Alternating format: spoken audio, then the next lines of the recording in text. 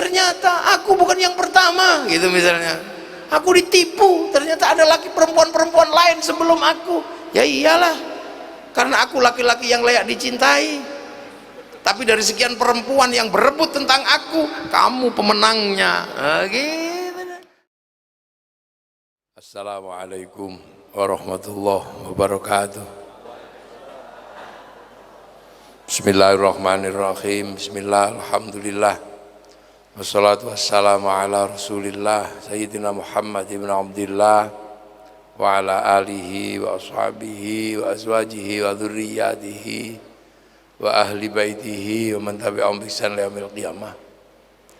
Yang sangat kita cintai dan kita hormati pengasuh Masjid Al-Akbar Surabaya, Yai Suja, Sohibul Masjid. Nek khotimul masjid niku masjidnya gak dikunci. Nek sohibul masjid kadang dikunci. Yang sangat kita banggakan bersama Bapak Editorana SH MH mboten hafal MLM.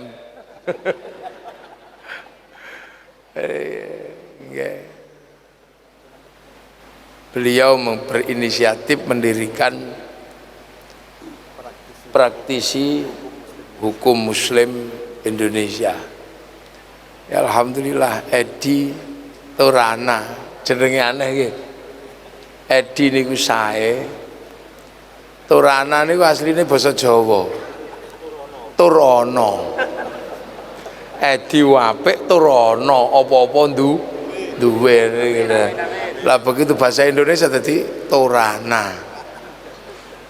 Kiai Syaiful Munir, insyaallah suwe mboten kepanggih sampean. Suaranya masih menggetarkan kayak suara Sahrukan.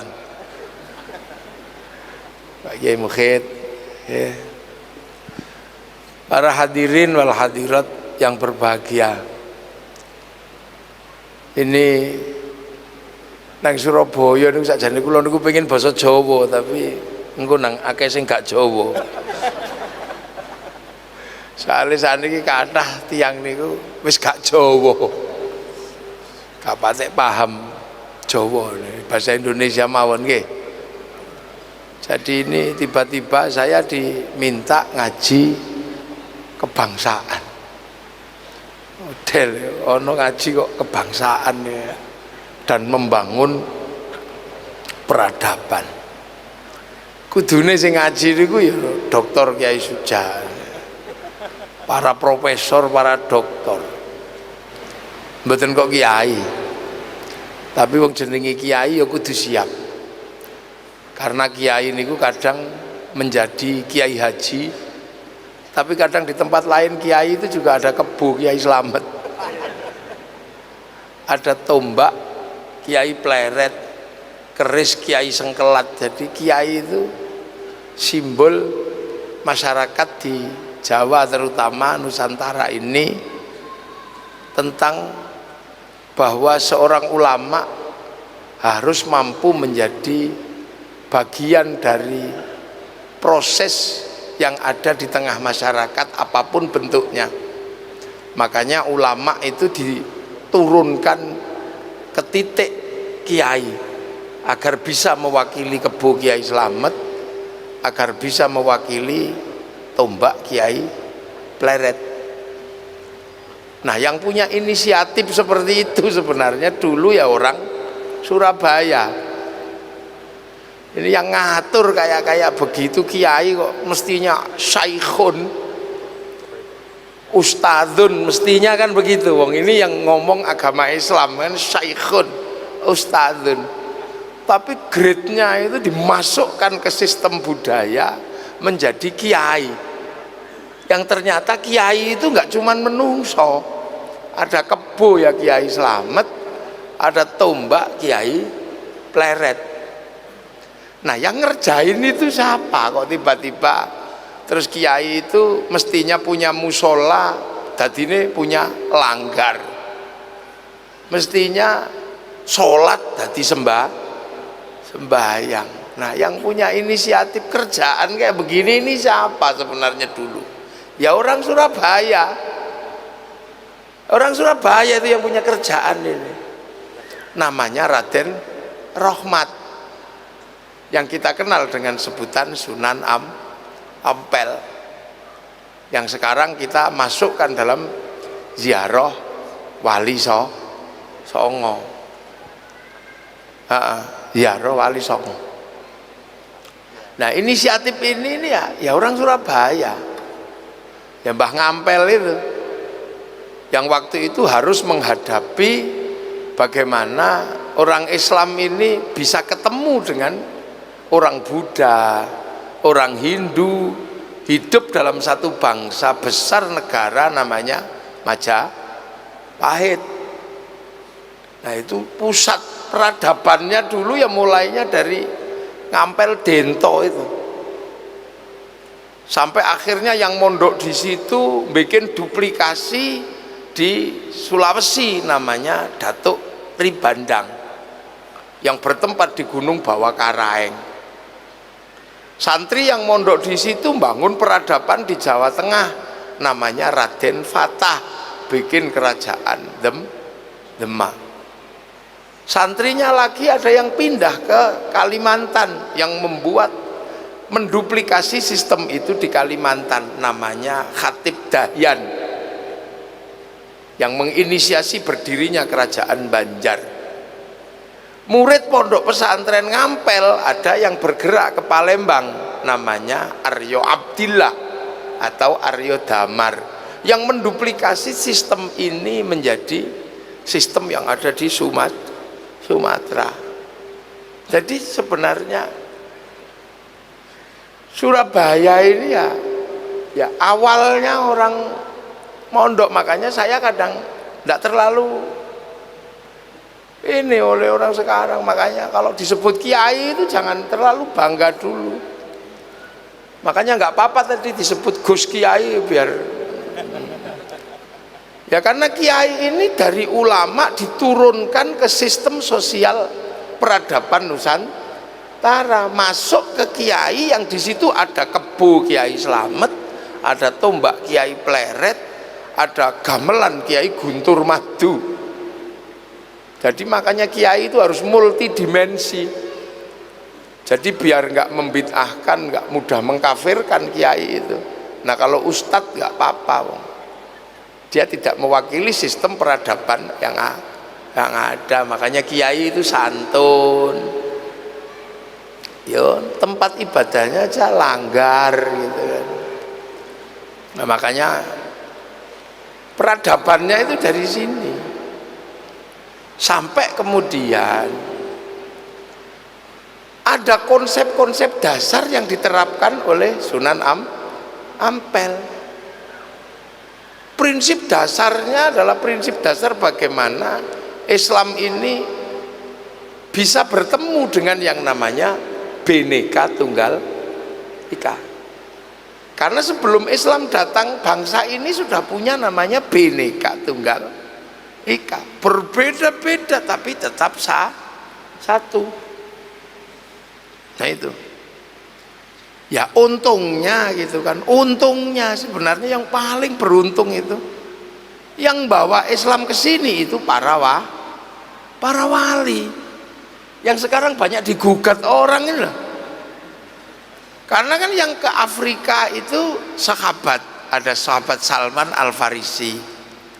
Yang ke Cina itu sahabat ini siapa? Sa'ad bin Abi Waqqas, itu pedagang. Yang ke Eropa bawa Islam ekstrim itu, panglima perang, namanya Tariq bin Ziyad. Tapi yang ke sini ini kok wali gitu. Nah, itu yang sekarang oleh anak-anak yang sudah sekolah kadang mosok buktinya apa wali itu. Nah, itu menunjukkan dia sebenarnya nggak sekolah. Makanya kalau di sini menggugat wali itu sebenarnya nggak sekolah. Karena apa? Kalau anak sekolahan pasti tahu. Kalau di sini ya harus wali yang datang.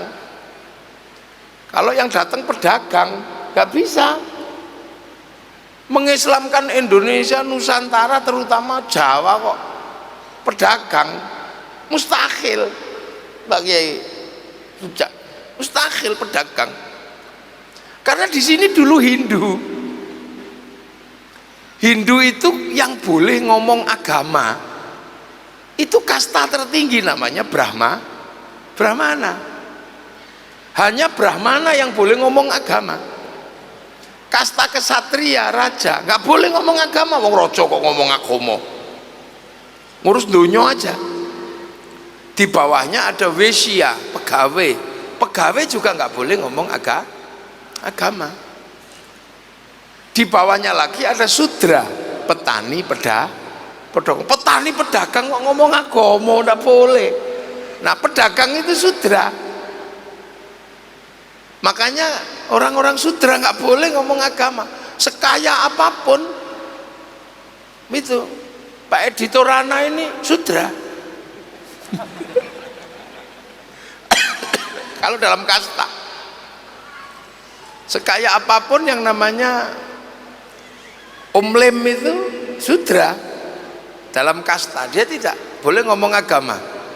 Makanya kalau secara ilmu pengetahuan Islam disebarkan oleh saudagar, nggak masuk. Makanya di Barus sana itu dikatakan Islam pertama masuk Nusantara. Orang Islam masuk Nusantara, tapi tidak terjadi pengislaman. Karena apa? Mereka saudagar. Fatimah binti Maimun abad ke-7 sudah masuk, tapi tidak bisa melakukan pengislaman karena Fatimah binti Maimun pedagang di Leran itu. Nah, kenapa kemudian Islam bisa diterima? Karena yang bawa itu wali. Wali itu pangkatnya sederajat dengan Brahmana. Sama-sama punya kelebihan. Yang Brahmana punya cakti namanya, yang wali punya karomah. Sakti sama karomah ini lah. Nah, ini yang ketemu, sama-sama ngomong agama. Makanya dalam cerita kewalian itu cerita tentang kesaktian itu. Nah, ilmu pengetahuan baru kadang bertanya, lah terus apa wali itu tidak mengajari pertanian? Orang Jawa kok diajari pertanian, ngulangi bebek ngelangi namanya. Orang pertanian kita itu udah sangat maju waktu itu. Peradaban kita majunya luar biasa. Kenapa tidak ada cerita tentang membangun pasukan perang? Pasukan perang Majapahit itu pasukan multinasional. Sisa-sisa pasukan Singasari. Sementara pasukan Singasari mampu menaklukkan Mongolia. Mongolia itu menaklukkan Arab, menaklukkan Cina, menaklukkan Eropa. Semua tunduk sama Mongolia, masuk ke sini habis sama pasukan Kertanegara. Lo gitu kok diajari perang? Ya wis luwih pinter. Terus diajari tata krama. Orang sini tata kramanya sudah tinggi. Ngomong saomong ada pangkatnya. Ada wong Surabaya pangkatnya turu, ada pangkatnya sare, ada pangkatnya tilem, ada pangkatnya nendro. Tapi turun juga ada, micak ngono ya ada, bangkong ada, mangan naik dikit nedo dahar, ngisor badok ngono. Itu artinya struktur kita udah kuat. Nah, yang harus dipertemukan apa? Cakti ini loh sama karoma. Makanya pertemuan antara Brahmana dan wali itu ceritanya tentang kesaktian. Karena yang lain sudah selesai. Peradaban Nusantara ini sudah peradaban yang sangat maju. Makanya saya nggak perlu lagi ngomongin peradaban karena wis maju sudah. Loh, cerita apa yang kita tidak punya? Kalau orang Eropa berbangga diri dengan kisah cintanya Romeo Juliet, orang Cina berbangga punya cerita sampai Engtai, orang Arab punya kebanggaan dengan Kais dan Laila, kita juga punya ande-ande lumut punya. Mereka berbangga dengan kisah ibu tiri yang kejam dalam kisah Cinderella. Kita punya bawang putih, bawang merah. Sana punya kebanggaan dengan kisah manusia kuat namanya Samson. Kita punya Bandung Bondo, Joko Tole kita punya. Sana punya binatang bisa ngomong namanya kura-kura ninja. Kita juga punya kancil nyolong timun apa ya? Ini artinya selesai sudah. Makanya ketika bangsa lain ini punya apa saja, kita udah punya. Cina waktu itu datang ke sini bawa keramik. Orang Nusantara udah nggak mau. Apa itu keramik? Kita sudah logam. Orang Cina masih keramik, masih gerabah. Majapahit itu sudah logam. Kalau habis makan piringnya dibuang di segoro anaan udah. Buktinya apa? Nah itu terlihat di alat musiknya. Orang Arab alat musiknya masih terbang, kayu sama kulit. Orang Cina alat musiknya sitar, kayu sama tali. Orang Eropa gitar, kayu, tali. Bangsa kita punya alat musik gamelan. Artinya apa? Dari logam. Hanya bangsa yang menguasai ilmu pertambangan yang maju dan penguasaan metalurgi yang mapan mampu membuat alat musik dari logam. Duh, ini makanya kadang kalau kenapa kita ini wali-wali cerita tentang wali tentang sementara wali sendiri kalau bekerja itu nggak pakai referensi. Jadi kalau orang mau menulis wali ya pusing kepalanya. Wong wali itu nggak pakai referensi. Karena apa? Wali itu kalau butuh sesuatu download. Loh, wali itu download kalau pengen sesuatu. Wali itu nggak takut apa-apa. Inna auliya Allahi la khaufun alaihim walahum. Ya nggak takut apa-apa. Karena apa? Tahu program dunia ini seperti apa. Wali tahu. Karena apa? Download. Dekengan pusat. Wali. Qalu rabbuna Allah tsumma istaqamu tatanazzalu alaihimul malaikah alla takhafu wala tahzanu. Wali itu kalau pengen sesuatu langsung download ke cloudnya Allah, ke harddisk besarnya Allah. Tuh, Allah ini dunia ini ada harddisknya, ada pusat datanya. Di mana? Di langit sana. Waktu Rasulullah Isra Mi'raj dinaikkan, ditunjukin ini loh, program dunia ini jatuh daunnya kapan, semut berapa, ada di cloudnya itu, di pusat data itu. Namanya Lauhil Mahfuz, itu kan pusat data. Orang Yahudi Nasrani menyebutnya tabut Sulaiman. Orang Yunani menyebut kotak Pandora. Nah kalau orang Jepang kantong Doraemon. Nah itu pusat datanya di situ. Sama dengan kehidupan kita hari ini ditentukan oleh pusat data di satelit sana. Datanya di situ semua. Pengetahuan orang di sini sekarang ada di langit sana. Di harddisk besar, di satelit sana, punyanya provider, punyanya Google. Kita bisa mengakses itu karena kita punya kartu handphone. Tinggal download aja, yang penting punya kuota, punya paketan. Kita bisa kirim gambar, kirim apa aja. Dan seluruh yang dilakukan oleh handphone dicatat oleh provider. Gitu catat, dia bayar. Jejak digitalnya ada. Tinggal di print out. Terus kita bisa paket browsing apa, yang penting punya paketan. Kalau nggak punya paketan ya cari wifi gratisan ke warung.co.id. Enggak, terus share it gitu. Sama manusia juga punya nyawa itu didaftarkan dulu di Lauhil Mahfuz. Alastu birabbikum, kamu lupa nggak kalau aku ini Tuhanmu? Qalu bala syahidna, ya Allah, aku tahu engkau adalah Allah. Fanfukhur ruh, maka dikirim ke dunia, terus dikasih paketan, nyawanya sekian, rezekinya sekian, paket datanya sekian. Nanti kalau paket datanya nyawanya habis, ya kik, itu sudah mati.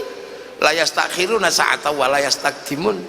Makanya apapun yang dilakukan nyawa itu dicatat oleh cloud, oleh harddisk besar di pusat data sana. Sampai ngerasani orang sembunyi-sembunyi ya ketahuan. wong terhubung dengan sana. Kalau mau dimatiin malaikat tinggal di Sherlock aja, klik mati di GPS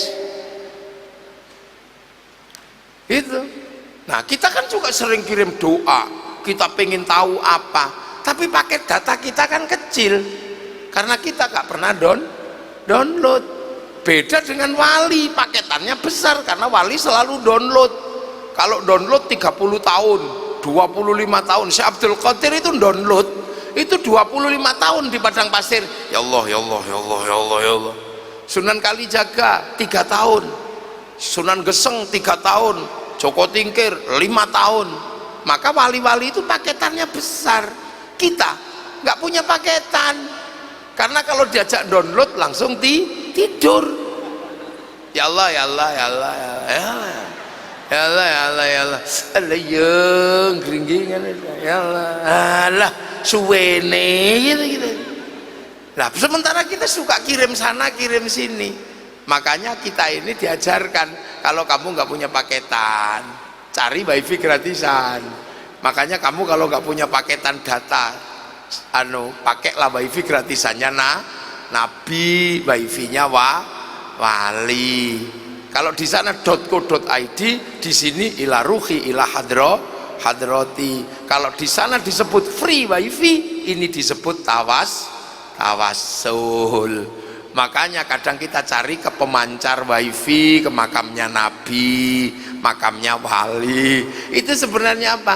Nyari wifi. Untuk apa? Agar doa kita sampai ke wifi-nya, terus kemudian lebih dekat, terus bagi doa wa ila jami'il muslimin wal muslimat wal mu'alakhim al-fatihah bet sak donya kebagian kabeh. Lah ada yang nggak percaya, loh mosok donga iso dibagi? Jangankan doa, sepak bola aja bisa.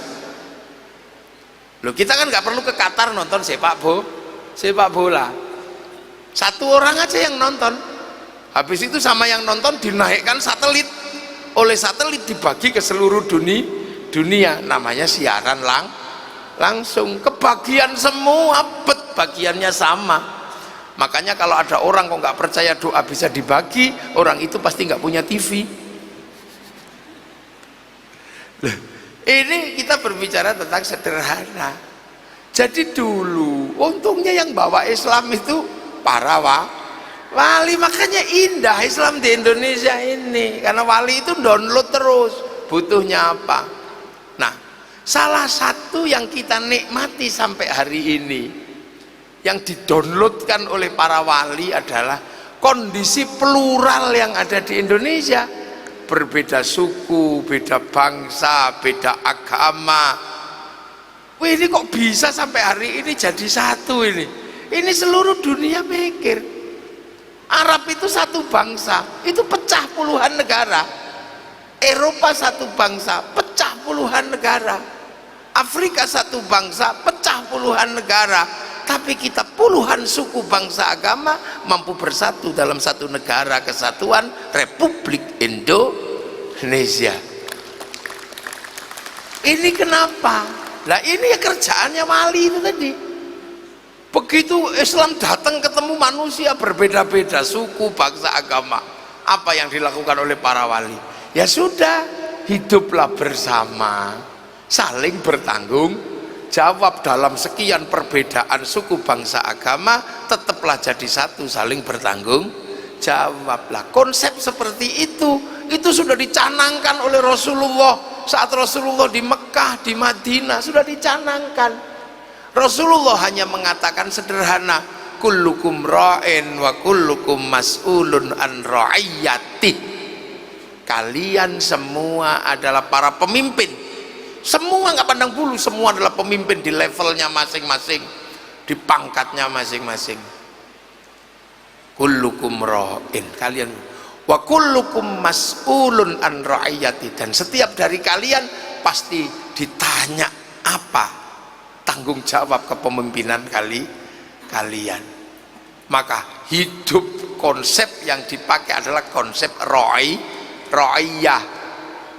Rasulullah mengatakan kullukum ra'in wa kullukum mas'ulun an ra'iyati. Kalimat ra'iyah inilah Orang semua harus saling bertanggung jawab. Perbedaan apapun jangan melupakan tanggung jawab. Kamu beda suku, bangsa, agama, hiduplah dalam konsep ra'iyah, hidup saling bertanggung jawab. Maka ra'iyah inilah yang akhirnya diterapkan di Nusantara, yang sekarang diserap ke bahasa Indonesia menjadi rakyat.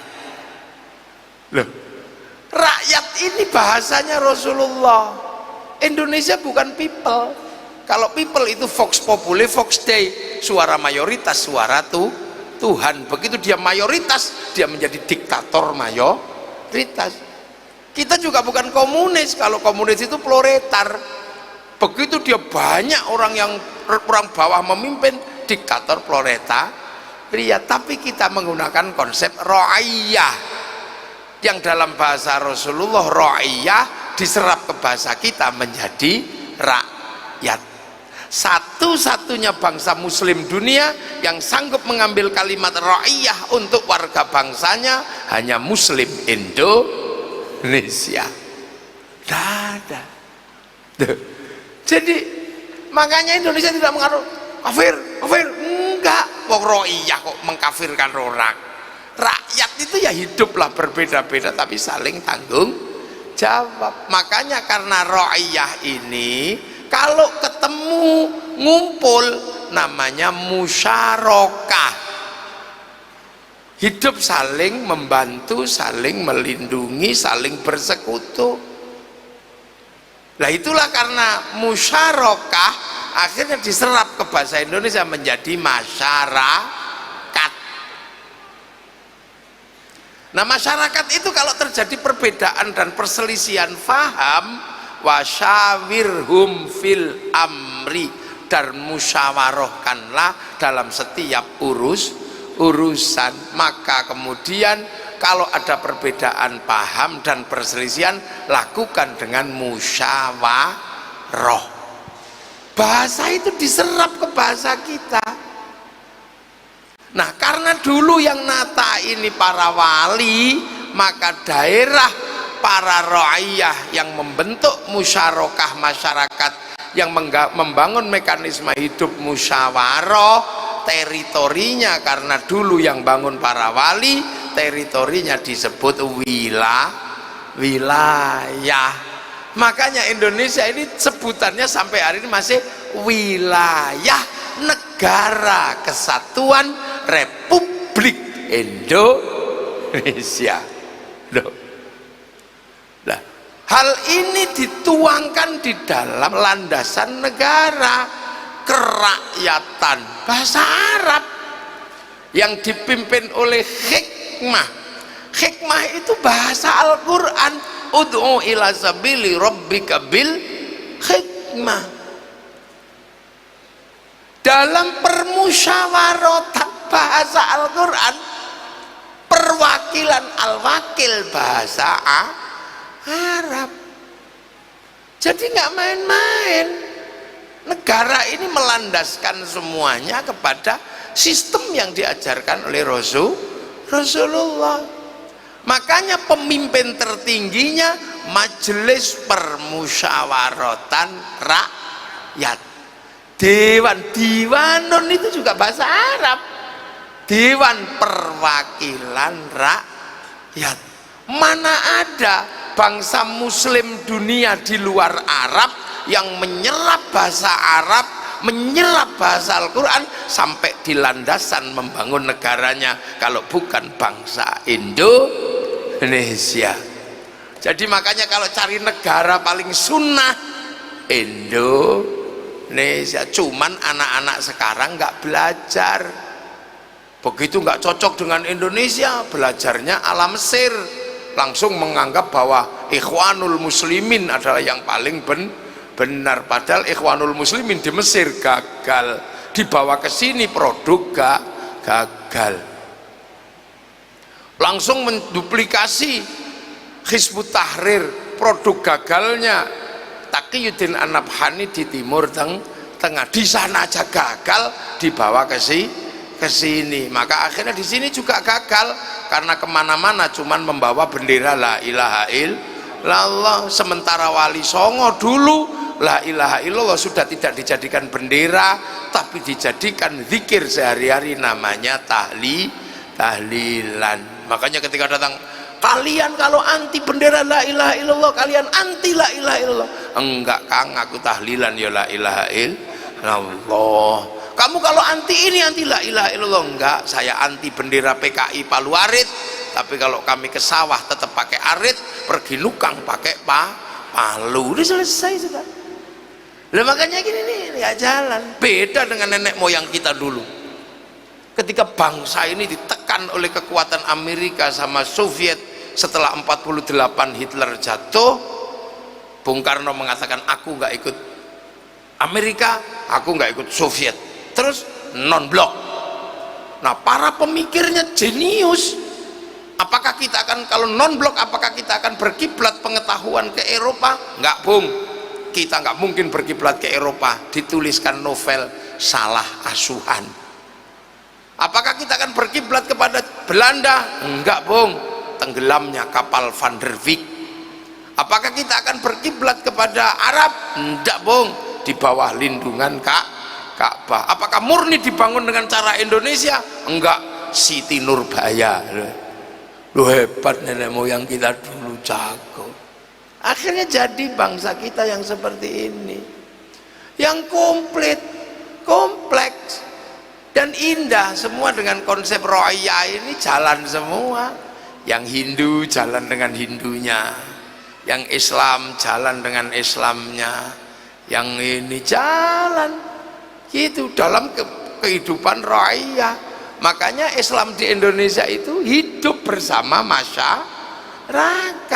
Jadi negara nggak perlu repot-repot membiayai agama karena sudah hidup di dalam masyarakat oleh para wali.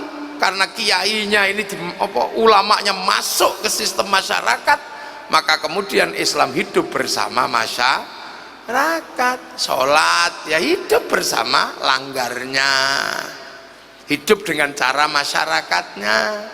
Karena masyarakatnya petani, ya sholat bikin gaya seperti gaya petani. Jam 12 dipanggil sholat zuhur, kok belum datang, ya dipanggil setengah 3. Itu biasa di sini. Allahu Akbar, Allahu Akbar. Belum datang ya ditunggu. Robbana ya Robbana. Masih gak datang, capek nunggu. Tombo ati, wong wis pegel ya nambani atine dhewe ya. Nanti kalau sudah nggak datang baru kiainya marah, diuruki anjangan. Ya udah. Mantumun, indahnya akhirnya hidup beragama di Indonesia indah.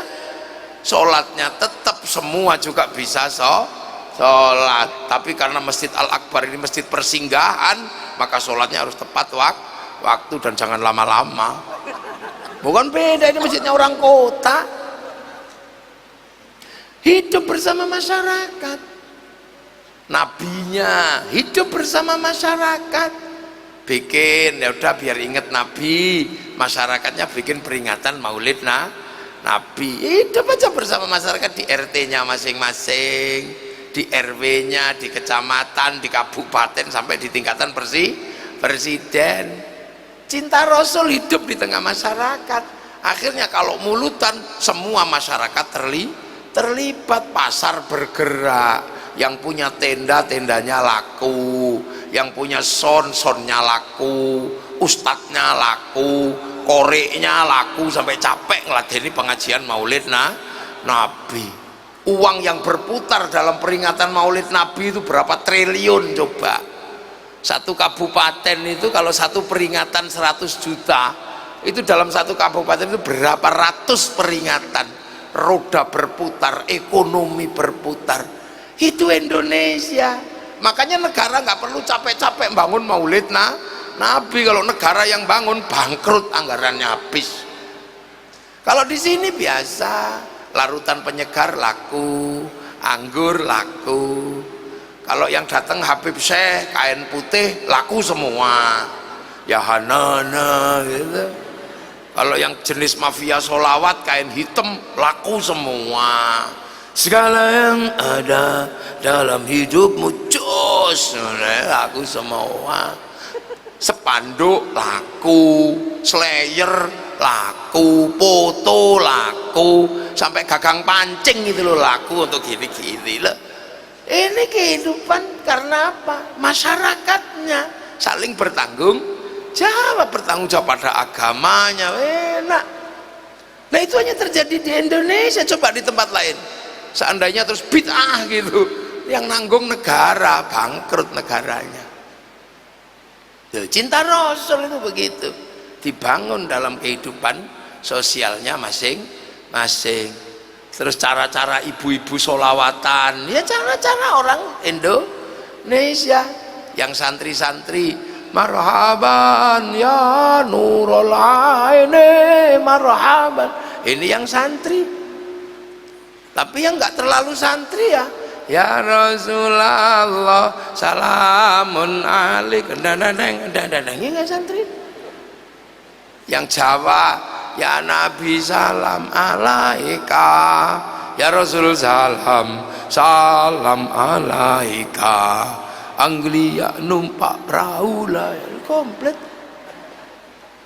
Ada yang terbangan nah gitu, ada yang tanakal hatawa banjari. Temukan itu di tempat lain, nggak ada. Hidup bener-bener agama ini bersama masyarakat.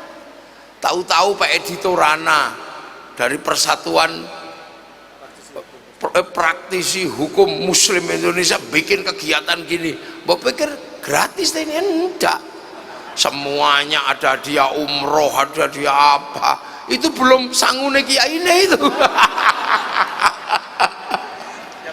Loh iya, termasuk korinya itu berapa loh. Ini hidup di tengah masyarakat, betapa Islam ini dibiayai oleh umatnya sendiri bertanggung jawab.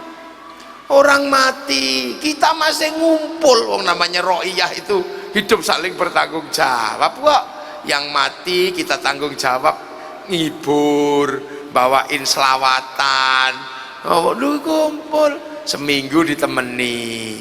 Terus kemudian setelah itu 40 hari, setahun sekali khol itu Masya Allah. Kalau sudah khol itu sampean coba bakul tahu seneng, bakul balon seneng, ayo bakul klutuk-klutuk seneng, apa aja seneng. Roda ekonomi berputar dalam setiap khol.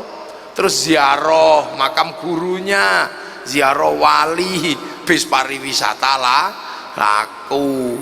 Orang jual nasi nyambut tamunya wali. Yang hidup di sekitaran Ampel, sekitaran Giri, itu berapa ribu orang itu hidup semua dari situ, menggantungkan dari tradisi ziarah makam wali. Lo coba, ayo, sampai copet itu bisa hidup di makam para wali. Lah ini Islam di Indonesia dengan konsep raya. Terus di dalam makam itu coba rukunnya kayak apa di makam itu? La ilaha illallah, la ilaha illallah, la ilaha illallah. Itu yang kiainya tua, yang kiainya muda. Sallallahu ala Muhammad, sallallahu ala Muhammad. Sebelahnya belum selesai datang lagi, ngawiti ingsun. Ini belum selesai datang lagi di sebelahnya. Ibadallah rijalallah aghizuna li ajlillah wa kunu aunana lillah azanallah bifadlillah. Sebelahnya belum selesai, sebelahnya ila kadratin nabiyil mustafa muhammadin sallallahu fatihah. Sebelahnya rukun tiap hari kayak gitu. Tiba-tiba ada satu orang datang, ndak bawa apa-apa, dikira copet, ternyata buka jaketnya bawa speaker kecil, rombongan dari Surabaya, ditunggu di bis. Ini dari ini sistem sosial yang membuat Islam itu hidup di tengah masyarakat. Lantas kemudian orang Jombang ziarah ke Surabaya, Orang Surabaya ziarah ke Gresik, ziarah ke Cirebon. Setiap tempat yang diziarahi menghasilkan kerinduan dan rasa cinta. Setiap tanah-tanah yang gurunya disemayamkan menghasilkan rasa cinta.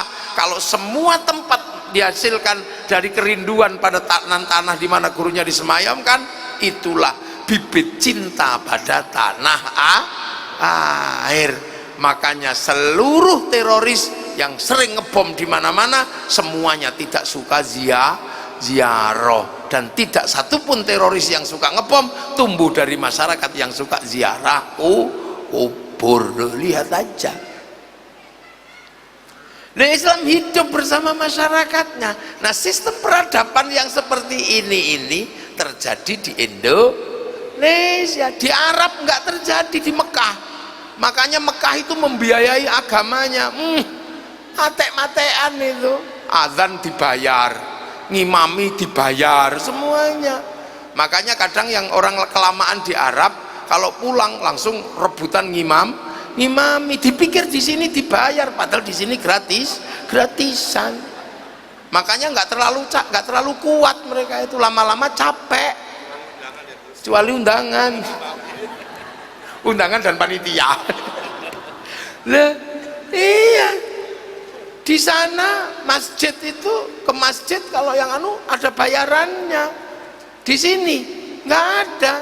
Makanya biasa kalau sering mau ada pemilu, ada yang suka ke masjid karena ada bayarannya. Begitu selesai pemilu masjidnya sepi karena sudah nggak dibayar lagi. Nah, ini ada yang begitu-begitu. Ini sistem yang ada di Indonesia, dan hari ini kita bisa menikmati dengan cara seperti ini, sistem ra'iyah, sistem ini kita menikmati apa? Menikmati tabungan kaum muslimin terbesar di dunia hari ini ada di Indonesia. Islam yang dari setelah ditinggal Rasulullah yang ke Afrika macet, yang ke Rusia macet, yang ke Cina nggak bergerak sama sekali, yang ke Eropa macet, tapi yang ke Indonesia berubah tumbuh subur menjadi kekuatan muslim terbesar dunia hari ini ada di Indonesia. Orang sholat paling banyak Indonesia, masjid paling banyak Indonesia, orang apal Quran paling banyak Indonesia, orang haji paling banyak Indonesia. Mana ada haji kok sampai antri 50 tahun kalau tidak Indonesia loh. Nah, ini kadang kita nggak sadar. Makanya kalau mau menduplikasi gaya, hati-hati karena ini sudah teruji sistem keberagamaan yang dulu diajarkan oleh para wali yang sederhana aja. Sholat ya sembahyang, musola langgar. Sama lah kayak orang Indonesia sekarang, nggak terlalu menyombongkan diri, karena datang belakang ya sopan sama yang lebih dulu. Sehebat apapun RE King, karena yang datang pertama kali itu Honda, maka ya RE King ikhlas disebut Honda. Hondamu apa? RE King. Honda aja punya sopan santun, masa manusia nggak punya sopan santun? Karena yang datang pertama kali adalah Sanyo, ya sudah. Mau Shimizu, mau Panasonic ya disebut Sanyo. Yang datang pertama kali itu Sarimi, ya meskipun mie sedap ya tetap Sarimi. Yang datang pertama kali itu Softtek, maka merek apapun ya disebut Softtek. Tempat yang bagus untuk nyuguh tamu pertama kali adalah Kaleng Kongwan. Maka nggak usah marah begitu lebaran bungkusnya kongwan isinya rengginang loh kan. Lah ini Indonesia. Makanya kalau kita berbicara tentang bangsa ini sebuah bangsa yang sebenarnya ketika Islam datang itu yang sudah jadi bangsa yang sudah mapan. Makanya nggak usah ini kenapa cerita ini wali. Nah, ini bangsa sudah mapan, sudah jadi, punya kitab besar namanya Negara Kertagama, punya kitab besar namanya Suta Soma. Makanya nggak usah. Ini Hebatan mana? Terah Wali Songo apa terah Balawi? Nggak usah gitu, udah biasa aja. Nggak usum. Nah, ini mana catatannya Wali Songo? Ya akhirnya mana catatannya Balawi? Ya sama-sama ditanya. Oh, ini karena Yahudi. Nggak usah. Sekarang memang eranya orang bertanya. Ini kan musimnya orang bertanya. Jadi nggak usah karena ini karena Yahudi memecah belah Islam. Enggak. Wong ini usume wong takon kok. Wong presiden itu ijazahnya ditakokno. Karena memang ini musimnya orang bertanya. Orang Surabaya itu loh gak ada apa-apa nanya, gak bahaya tak? Oh lo gak ada apa-apa wis takok, apa meneh ana apa-apa. Dadi nek ngadepi wong takok wis gak usah kaget, gak usah dawa-dawa ini karena faktor ini enggak usah. Wong iki wayahe wong takok. Kamu nanya. Anak kula tak tapuk lambene gara-gara kamu nanya. Lho iki bapakmu kok kamu aku. Serius wong takok. Nah ini kenapa? Karena kita ketemu dengan peradaban baru yang pusat data itu tidak lagi ada di kepala orang. Dulu orang nggak bisa bertanya macam-macam karena pusat pengetahuan itu terbagi-bagi. Sekarang semua pusat pengetahuan itu tersentral di satu tempat, namanya Syekhul Googli. Orang bisa mengakses apa-apa ini. Dan keberadaan dunia baru yang tersentral ini membuat beberapa profesi, beberapa sistem berhenti dan bubar. Pusat data yang baru ini yang disebut milenial killing everything, membunuh segalanya. Yang hancur karena milenial sudah berapa? Ayo, koran masih ada? Nggak ada sekarang. Dahlan Iskan Prei, Jawa Pos. Karena orang tinggal mengenai Jawa Pos. Betul. Kita dulu pengen lihat Afrika, masih seharian nungguin flora dan fauna. Sudah ditunggu sehari, malam-malam keluarnya Pak Harmoko. Sekarang dunia baru ini tinggal di sini, tinggal ketik aja. Tengu Afrika keluar. Bokong India keluar ini di sini. Karena pusat pengetahuan tersentral sekarang, namanya Google, ada di dalam cloud baru. Ini Google sebentar lagi juga akan tutup karena ada program baru lagi yang bisa menjadi asisten. Apa itu namanya? Lupa saya. Dulu penyair bangga karena kemampuan mengolah kata. Mau ngirim surat cinta aja beli cara menulis surat cinta di pasar. Terus cari kertas warnanya pink. Pabrik kertas pink, gede pabrik Ciwi Kimia itu. Terus tinta warnanya biru karena cintanya mengharu biru. Baunya mawar, jangan bau melati, itu bau gendruwo. Ada ilmunya menulis surat cinta itu. Terus harvest, cek eling kula. Terus mulai menulis, Dek, aku merindukanmu. Malam hari ini entah kenapa semenjak kepergianmu ke pondok pesantren hanya bau tubuhmu yang tersisa menghantuiku. Aku merindukanmu, tapi aku harus mengikhlaskanmu karena apa? Demi masa depan kita berdua, orang tua kita, kau dan anak-anak kita nanti. Aku tahu kau pun merindukanku sekarang. Karena aku yakin kau dan aku sedang duduk di bawah sinar rembulan yang sama. Untukmu, dariku yang mencintaimu. 4 kali 4, 16. Sempat ya. Loh, itu dulu menghasilkan industri besar. Namanya Parpostel, pariwisata pos dan telekomunikasi. Ada perangko sampai didilat template no. Nunggu Pak Pos menyerap Honda Win. Berapa juta itu Honda Win yang terserap karena keberadaan PT Pos. Sekarang tutup semua itu. Karena cinta hanya diwakili oleh WhatsApp. Kalau kangen tinggal gitu deh. Tulisannya juga nggak banyak, cuman udah loh. Terus kita mau menyalahkan WhatsApp untuk karena menghancurkan telekomunikasi, melacurkan, enggak, ini dunia sama. Mall-mall besar itu sebentar lagi juga akan tutup, dihajar sama bisnis online. Terus kita mau menyalahkan bisnis online. Sampean kan nggak kebayang, grup besar namanya Bluebird itu, armadanya banyak, tiba-tiba dihajar sama Gojek yang bawa satu laptop, itu kan nggak masuk akal. Coba dunia berubah. Inggris tiba-tiba gagal Brexit, nggak mungkin kan. Amerika gagal obligasi, nggak kebayang sebelumnya, dia yang bikin kok bisa gagal. Ayo, saya bayangin nggak Amerika nggak bisa bayar utang kepada Cina, nggak bayangin. Dunia berubah, kursus habis. Dulu ada Primagama, ada kursus habis, kursus jahit, kursus masak, libur. Ibu-ibu sekarang tidak ada yang ditakuti sama sekali. Ibu-ibu tiba-tiba ada suaminya, Bu, aku bawa daging. Ibu-ibu, iya gitu. Apakah kemudian lari ke tempat kursus masak? Enggak, cuman browsing aja. Cara masak daging koyor jadi di sini. Mana ibu-ibu sekarang terus khawatir, wah ini nanti gimana? Bu, nanti sore kita ada pernikahan tempatnya Pak Bupati, dandan yang cantik.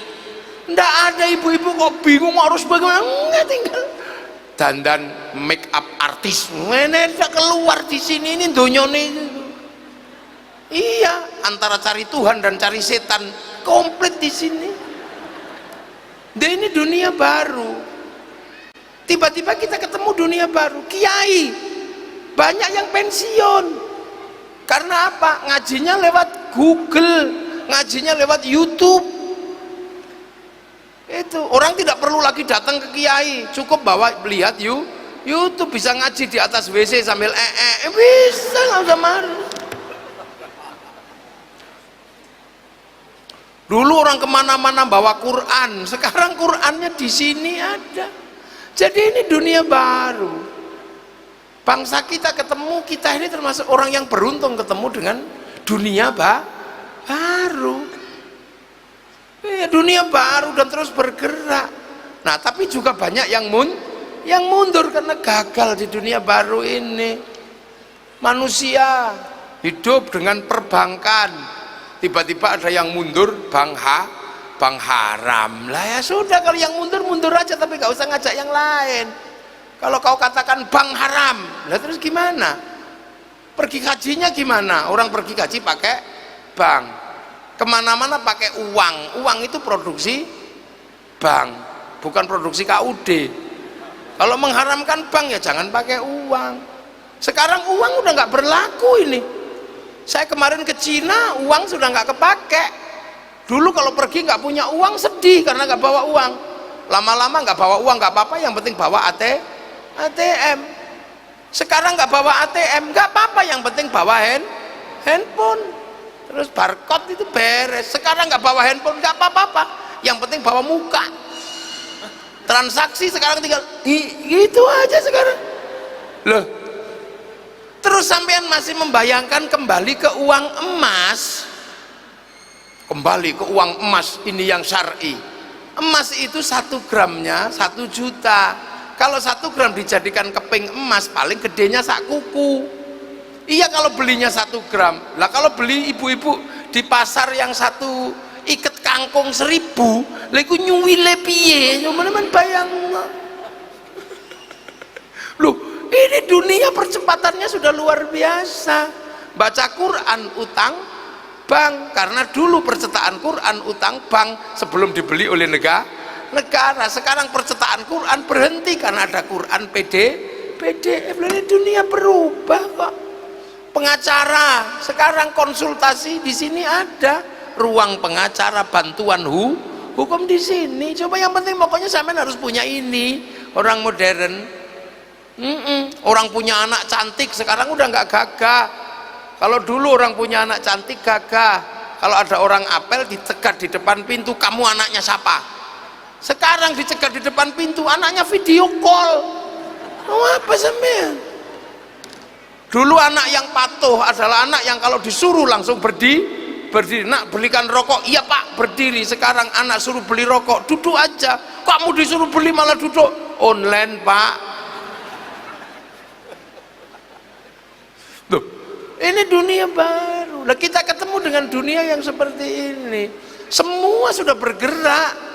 Semua sudah bergerak, seluruh bangsa bergerak. Semua apa? Menyongsong perubahan dunia. Nah, kita ini keseringannya masih mundur, gitu lah. Kita masih mundur. Ada yang mundur ke apa, Pancasila produk kafir. Ada yang masih mundur ke sistem apa, nasab. Nah lah, ini kok orang kok mundur terus ini. Akhirnya karena kita yang mundur, yang lain maju. Yang lain sudah ke sana. Nah ini perubahan. Kita alhamdulillah kita melewati fase itu. Nah, seluruh fase dan perubahan itu hari ini dunia yang lintas batas, nggak ada batasnya sekarang dunia ini. Batas manusia sekarang tinggal satu, apa? Manusia tetap dibatasi oleh negara. Itu cuma satu itu. Jadi kita ke negara manapun pasti tetap ditanya pasportmu mana. Kita pergi haji, walaupun haji itu perintah Allah, walillahi ala nasi hijjul baiti, tapi kalau pemerintah Saudi nggak mengeluarkan visa kita nggak bisa pergi haji. Orang sehebat apapun kita berbahasa Inggris, kalau kita masuk ke Inggris kita masih dibatasi oleh batas teritori. Makanya orang Rohingya walaupun dia orang Bangladesh, tapi ketika keluar dari Myanmar tetap dibatasi oleh batas negara. Lalu lintas barang masih dibatasi oleh negara. Nah, yang ini kadang kita lupa bahwa seolah-olah ketika dunia pemikiran semuanya transnasional, seolah-olah kita bisa lepas dari kekuatan negara. Jangan lupa, kita masih terikat oleh ketentuan negara. Nah, negara itu dimanapun pasti tujuannya satu, melindungi, memakmurkan. Makanya setiap bangsa dan negara yang dipikirkan adalah bagaimana membangun kemakmuran umatnya, membangun kemakmuran rakyatnya. Hanya saja karena negara ini punya banyak orang, maka kemakmuran negara kepada rakyatnya harus diatur oleh undang-undang. Harus diatur oleh undang-undang. Tanpa undang-undang nggak bisa. Walaupun bikin jalan kecil harus ada undang-undangnya. Nah, undang-undang itu tidak mungkin dibuat kalau tidak ada parlemen, ada dewan perwakilan rakyat, majelis permusyawaratan rakyat. Tanpa itu nggak ada undang-undang.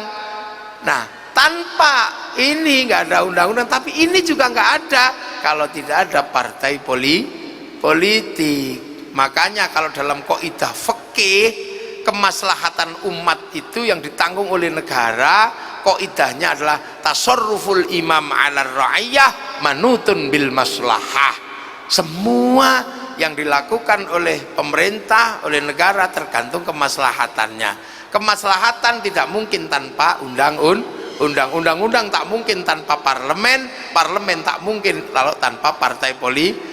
Maka keberadaan partai politik di Indonesia adalah keberadaan untuk nyampe kepada undang dan kemaslahatan. Ini dalam kaidah fikih disebut ma yatimul wajib illa bihi fahuwa wajib. Nah, itu sama dengan bikin rumah, mau bikin tingkat 2, tingkat 3 nggak apa-apa. Nggak wajib bikin rumah tingkat 3, nggak wajib bikin rumah tingkat 4. Tapi kalau sudah bikin rumah tingkat 4, yang wajib cuma satu, apa? Bikin tangga. Bikin tangga toh. Nah itulah, maka kemudian ada pemilu. Maka pemilu ini sungguhnya bagi masyarakat yang menggunakan sistem ra'iyah, musyarakah, musyawarah, ini kelaziman biasa-biasa saja. Makanya kalau ada pemilu berbeda-beda ya biasa-biasa aja. Ada pilpres ya biasa-biasa aja, wong itu kelanjutan pilkades. Kalau sama-sama calon pendukung wajar, siapa yang menang ya biasa. Tapi jangan lupa itu nggak ada gunanya kalau kita mati karena ribut. Itu apa? Makanya ya sudah, kalau waktunya pilpres ya pilpres, pesta demokrasi. Kalau di kampung namanya pilkades, ya seneng-seneng, syukur ada duitnya, ya syukur ada. Cuma namanya aja yang beda. Kalau diterima orang biasa uang bensin, kalau diterima masjid namanya sumbangan, kalau diterima kiai bisyarah, udah gitu aja, nggak usah ribet. Nah itu, apakah itu money politik, suap? Enggak, wong itu uang bensin. Jadi semuanya lazim, dan semua negara mengalami fase itu, semua terjadi. Itu untuk apa? Untuk mengatur bahwa kemudian keamanan sebuah negara ini adalah kelaziman.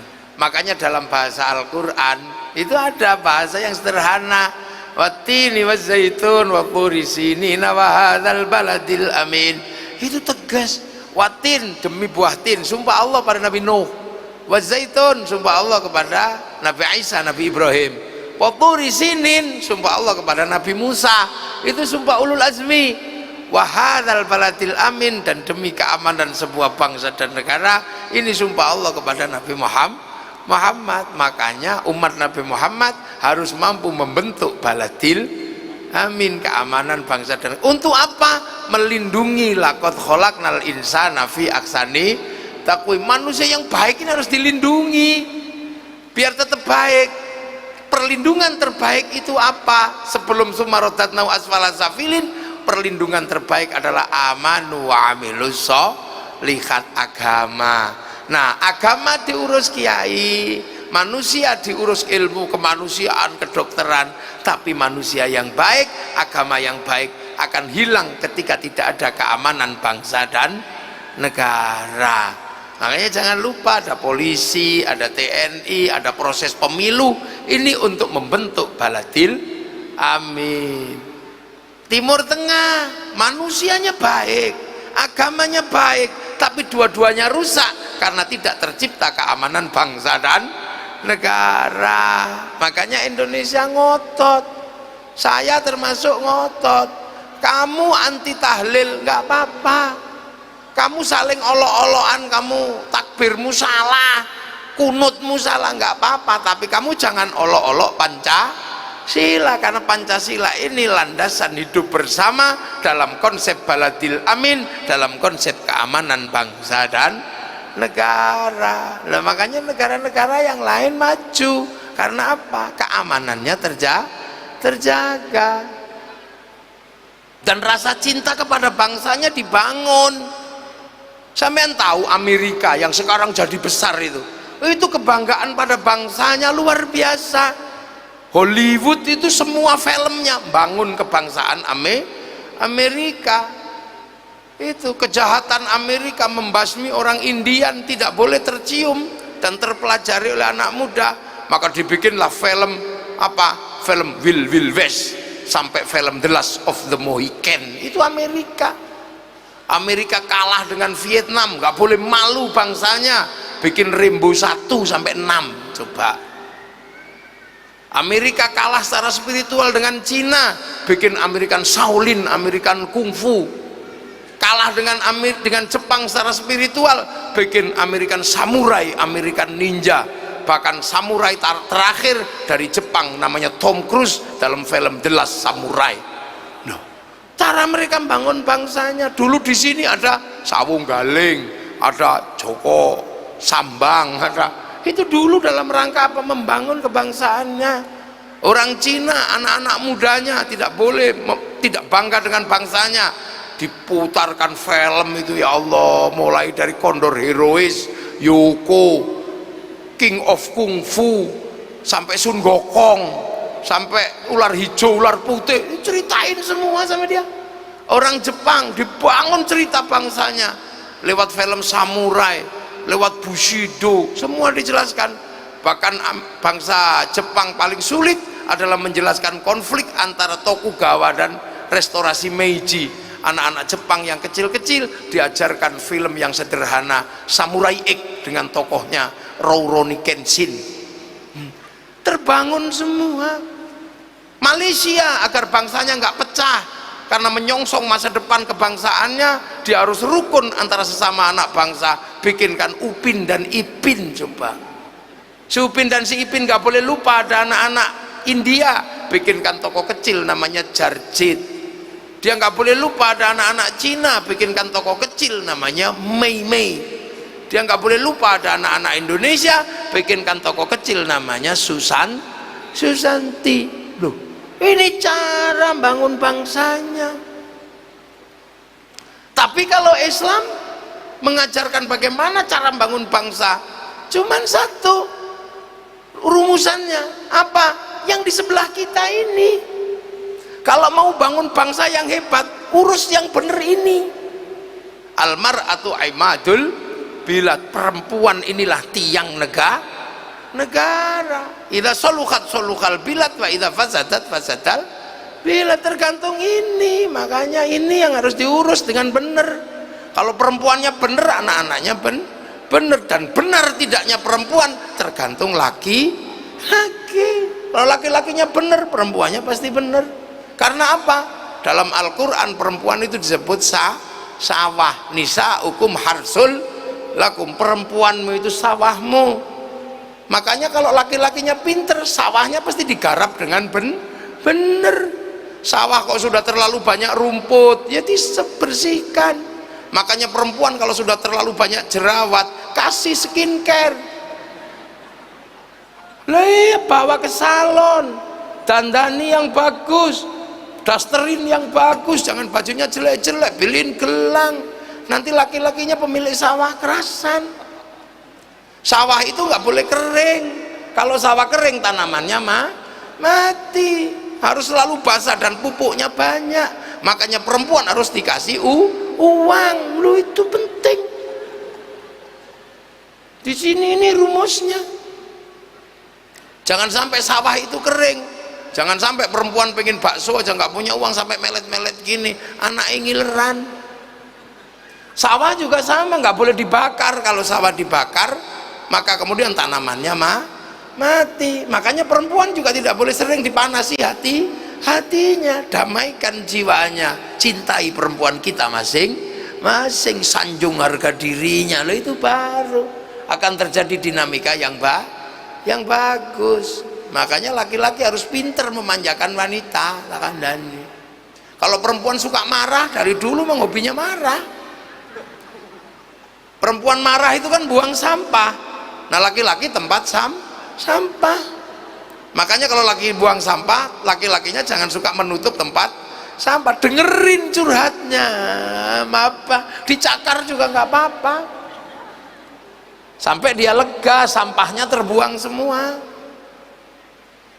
Nah, iya.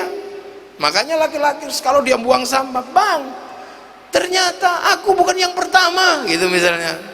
Aku ditipu, ternyata ada laki perempuan lain sebelum aku. Ya iyalah, karena aku laki-laki yang layak dicintai. Tapi dari sekian perempuan yang berebut tentang aku, kamu pemenangnya. Nah, gitu. Aman, laki-laki harus pinter. Saya pernah, istri saya tak suruh dandan cantik gitu. Begitu sampai di tengah jalan ada perempuan cantik juga. Saya bilang, nah itu loh kalau melihat perempuan cantik, lupa saya dicakar dari belakang. Dasar mata laki-laki. Wah, ini panjang itu. Saya diem aja, kan nggak mungkin saya ngomong enggak, wong saya udah terlanjur ngomong. Iya deh, aku laki-laki. Laki-laki manapun pasti melihat perempuan cantik yang tersembunyi. Iya, tapi perempuan sudah tersembunyi masih kelihatan. Aku laki-laki. Laki-laki yang gagah pasti bisa melihat perempuan yang cantik setersembunyi apapun. Karena kalau aku nggak bisa melihat perempuan yang cantik dan tersembunyi, mana mungkin dulu aku bisa menemukanmu. Lega. Lihat sudah kan gitu. Tanya Kiai Saiful. Kiai Saiful itu kiroahnya bagus, tapi nggak terlalu pintar merayu.